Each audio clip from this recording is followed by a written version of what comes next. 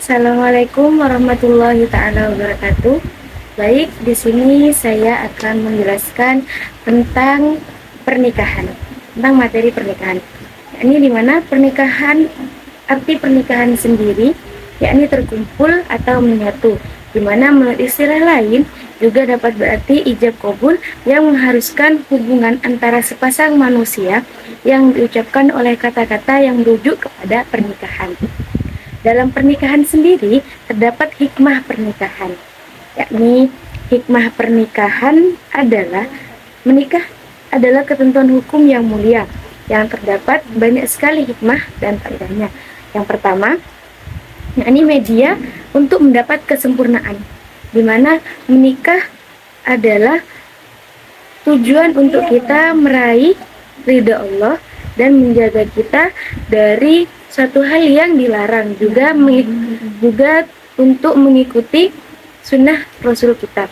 Yang kedua, yakni cara termulia untuk memenuhi kebutuhan biologis. Sebagai manusia, kita mempunyai fitrah di mana kita mempunyai hawa nafsu. Untuk menjaga hawa nafsu itu, kita disunahkan untuk menikah, karena menikah adalah cara yang termulia untuk kita menjaga hawa nafsu kita. Kadang seorang manusia tidak bisa mengontrol hawa nafsunya, jadi untuk mengontrol kita bisa melakukan pernikahan untuk memenuhi kebutuhan biologis manusia itu. Yang ketiga, cara terbaik untuk melestarikan manusia, di mana menikah juga mempunyai tujuan untuk melahirkan generasi-generasi yang unggul, juga generasi-generasi yang soleh-soleha, di mana bisa diandalkan untuk negaranya, juga untuk akhiratnya. Yang selanjutnya yakni benteng untuk menjaga kehormatan.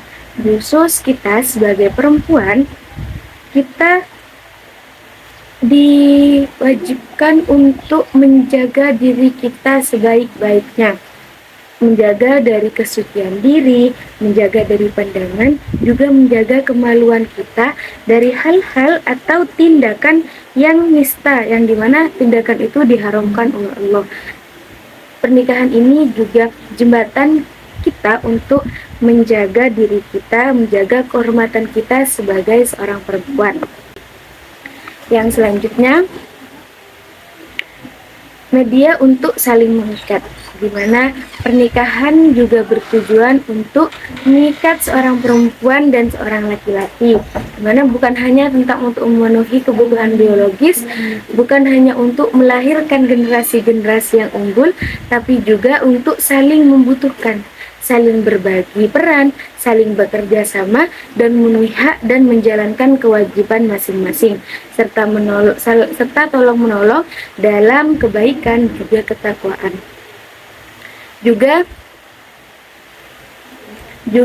yang selanjutnya ini media untuk membangun hubungan persaudaraan. Ketika kita menikah, bukan hanya kita yang menjalin suatu hubungan sebagai seorang istri, juga sebagai seorang suami, tapi keluarga kita juga menjalin suatu hubungan di mana antara besan dan besan terjalinlah sebuah hubungan kekerabatan, saling membutuhkan, saling tolong menolong sesama keluarga kita. Kita menyatukan dua keluarga, bukan hanya kita yang menyatu, tapi juga keluarga-keluarga kita. Maksudnya yakni meraih keberkahan. Allah akan mendoakan setiap umatnya yang menjalani sunnah Rasul. Menikah juga termasuk sunnah Rasul, dan Allah mendoakan seorang hambanya yang menjalankan itu, mendoakan untuk mendapat keturunan yang soleh, meraih keberkahan, kesempurnaan dan sebagainya. Yang selanjutnya yakni mahram atau perempuan yang haram dinikahi. Terdapat sebelum melaksanakan akad pernikahan, calon mempelai laki-laki harus memastikan terlebih dahulu apakah calon mempelai perempuan bukanlah termasuk dalam kategori perempuan yang haram dinikahi oleh calon mempelai laki-laki. Di sini terdapat 4 golongan perempuan yang haram dinikahi. Yang pertama, perempuan dari golongan kerabat. Yang kedua, perempuan sepersusuan. Yang ketiga, perempuan dari golongan musyaharah atau persemendaan. Yang keempat, dua perempuan bersaudara atau saudara ibu atau saudara ayah. Yang pertama, perempuan dari golongan kerabat. Para ulama menyebutkan setiap kerabat perempuan haram dinikahi, kecuali yang termasuk dalam golongan anak-anak saudara ayah atau anak-anak saudaranya, atau golongan anak-anak saudara ibu atau anak-anak saudaranya. Perempuan dari golongan kerabat kita tidak boleh menikahi, kecuali seperti sepupu, anak dari adiknya ibu, dari tante kita, dari om kita, itu tidak apa-apa. Yang kedua yakni saudara persusuan. Yang dimaksud saudara persusuan itu adalah dari zaman dahulu, seorang anak kadang tidak menyusu kepada ibu biologisnya, tapi kepada ibu susuannya, atau kepada, kata mudahnya adalah ibu pengganti, ibu lain, di mana ibu itu kadang memiliki seorang anak, perempuan ataupun laki-laki. Kita tidak boleh menikahi anak ibu susuan kita, karena itu adalah saudara kita atau saudara persusuan. Yang ketiga, perempuan dari golongan musyawarah, yaitu istri ayah, begitu terus ke atasnya sampai kakek nenek. Yang selanjutnya, istri anak, begitu terus ke bawahnya, ibunya istri, anak tiri, putri dari istri kita yang lahir dari selain kita. Mungkin kita seorang laki-laki ini menikahi seorang janda, dan janda itu memiliki seorang anak, maka seorang laki-laki ini harap untuk menikahi anaknya, karena itu termasuk dari seorang perempuan dari golongan musyawarah atau persemendaan.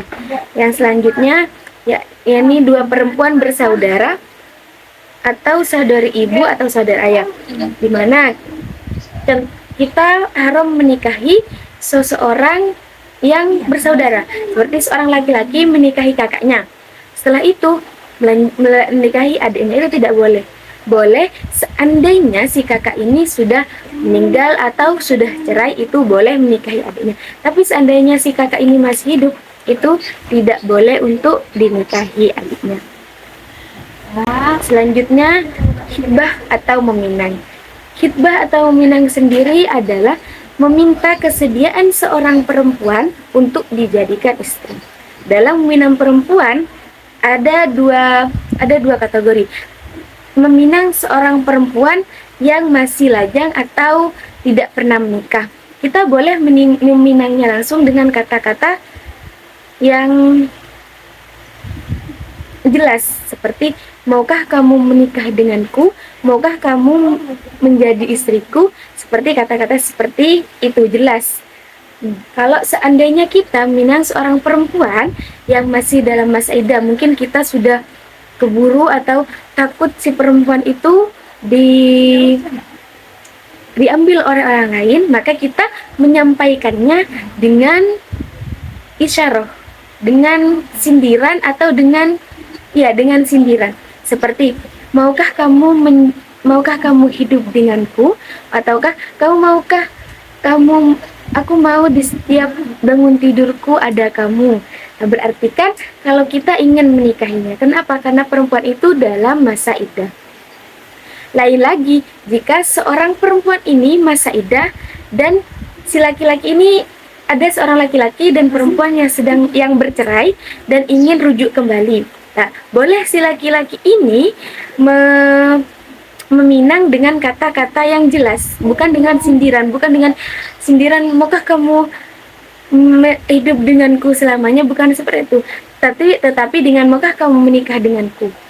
Nah, walaupun si perempuan itu dalam masa iddah, karena mereka dalam konteks berujuk atau ingin menjalin hubungan kembali, boleh seperti itu. Yang selanjutnya adalah ketentuan pernikahan.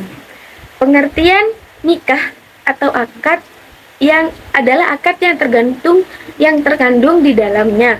Bolehnya wati atau hubungan badan suami istri dengan menggunakan lafal yang diambil dari kata inkah atau pernikahan, atau tazwij yang berarti mengawinkan, atau yang mengartikan berarti mengawinkan.